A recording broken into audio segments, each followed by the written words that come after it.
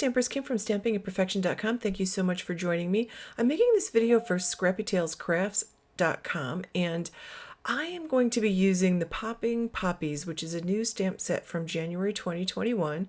It's got lots of beautiful poppy images you can see here, and lots of sentiments that you can pair in different ways to get a lot of different sentiments. So I've created a piece using this. I colored it in with my Copics and then I fussy cut it out. I'm also going to use this Assorted Leaves metal die set. This is also new for Scrappy Tails Crafts for January 2021. And I personally think if you don't have a die set like this in your stamp set with an assorted variety of leaves, this is an essential type of die set to have, along with circles, squares, all the shapes.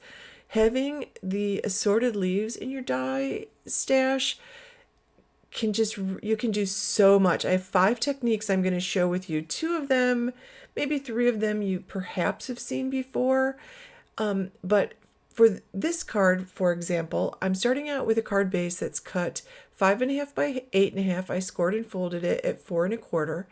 And I could just put that card piece right on the front that I made. That would be a very pretty card. But I die cut a whole bunch of these leaves and stems from 2 different shades of green. And again, these are 2 shades of green that I feel like are essential. I love the mossy green and then that really yellowy green color. I think those are nice cardstock colors to have. So you can see the different like leaf stems and shapes and stuff that you have, and I'm going to use a few of those. The rest of those are going in my cup. I always have pre-cut stuff, like my leftover stuff goes in my cup so that I can grab it and pull it out when I'm making projects like this and decide I want to just have a little more bulk or interest on the card. So you can see you can put these pieces together in different ways. I've cut them out with 2 different papers, so you can do a tone on tone look. You can, do other, combine the 2. This one is a beautifully embossed leaf from the set. Like, I really like them. And when I put them on, a lot of times I'll bend them and curl them a little bit just to make them more interesting. It gives more texture to your card. That's the whole point of using them in this way. So I'm going to just play around with the leaves and the stems until I get a configuration that I like. And usually I try to go like diagonally across the card. Like on one side I'll put it like above the image, on the other side I'll put it below the image. So I fuss with this for a while till I get something that I actually really like. And here you can see I've completed it. I put a couple of the curvy vines on the bottom and a few of the smaller leaves in the stem at the top. So I actually like the way that looks, and the colors work well with the color of green that I chose. So I'm going to add a little bit more wash because the wash really got hidden by the piece I added on and by the leaves. So I'm just going to kind of add a little tiny bit more, trying not to put too much water on. And I'm also going to add some splatter. I feel like no card is complete until there's splatter. So I'm not even going to wait for this to dry. I'm going to let all of this dry by itself afterwards. And I get a couple big blobs there at first. I dab them up. You can still see them. It's okay. And then I just had a little bit too much water there. So now I'm just flicking it. And I'm also going to pull out some white gouache and do the same thing with the white and have some white splatters too. Black splatters will look nice on top of it as well. So that's going to complete that card. So that's one way. Maybe you've used stuff like this, dies like this before in this manner. So that's one really great way to use it. So I like to have that kind of thing on hand, and I always have them pre-cut. Another thing I like to do is I like to use the negative part, the part that's left over after I've cut things out. So I actually had a white piece and then one of the yellowy green pieces, and I'm going to kind of offset the white one on top of the lighter green one. And then I'm going to put both of them on top of a darker green one. So I was just thinking about adding a thinking of you sentiment on tops, but I'm going to put this aside because I haven't quite decided yet. So the next technique I want to share with you, I cut all of the dies from this set out of some black craft foam, and then I adhered them to some acetate. And I'm going to use these like stamps because sometimes I always think I'd love to have this in a stamp set. And I decided I would try making my own. So that's glue, you see, the white. I glued two pieces of acetate together because the acetate I have is pretty thin. So I basically created a little stamp pad for myself, or a little stamp basically for myself. So I'm pulling out some nice bright springy colors, and I'm going to ink this up. These are Catherine Pooler's beautiful, gorgeous colors, and that is Royal Treatment. And one thing you want to be sure is that any excess ink that gets on that acetate, you wipe up. Like, take a rag and wipe very carefully, because this is not like this is not thick foam. This is just regular craft foam, so it's pretty thin. Any ink you have on that acetate will get on that card. So I'm wiping that up very carefully. I'll just ink it up again really carefully. Like, I got it that I needed to make sure I didn't get it on that acetate. So I'll wipe up what I got there. And then I just flip it over and stamp. And I bet I'm going to be able to use this quite a few times before it gets too cruddy to use. And at the end, I'll just take my microfiber cloth with a little bit of stamp cleaner and just wipe that down.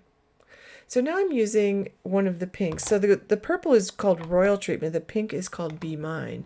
I love these bright colors. I'm just so in the mood for bright colors lately. It's been so gloomy out. I decided enough with the winter projects, moving on to spring, even though we have a ways to go. So I'm just stamping that a couple of times there. And isn't that pretty? I made stamps out of my dies just by stamping them out of craft foam. So I'm really happy with that. Again, I'll finish that into a card and I'll pull that back out toward the end of the video so you can see how I put it together as a card. So this time I just have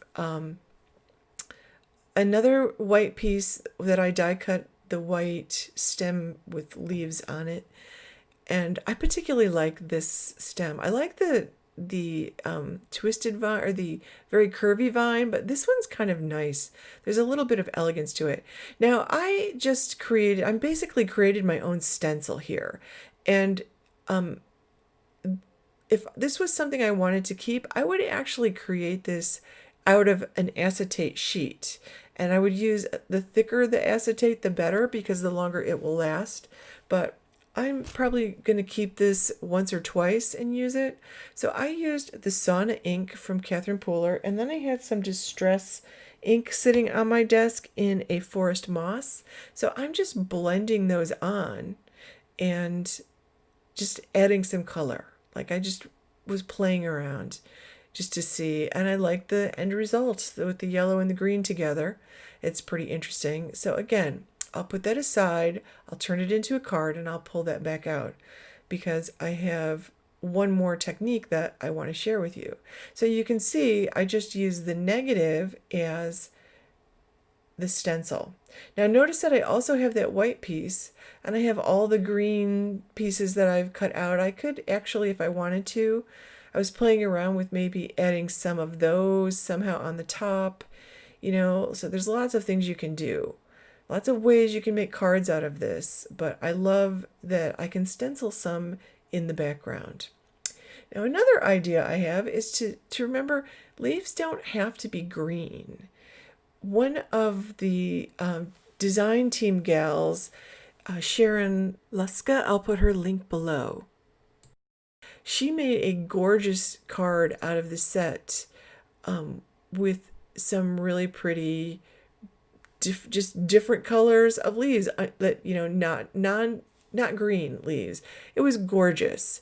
So I felt inspired to do that myself here by her card from a couple weeks ago, and you can see that project over at Scrappy Tails, either in the Facebook group or on I'm not sure whether she made a video or she did a blog post, but it was really pretty. So I, feeling the need for bright colors, decided I'm going to make my own twist on that. Hers was very different, and I'm just putting mine down the side and keeping it simple. And I just, these are cardstocks. I got a big pack of cardstock in super bright colors from the dollar store.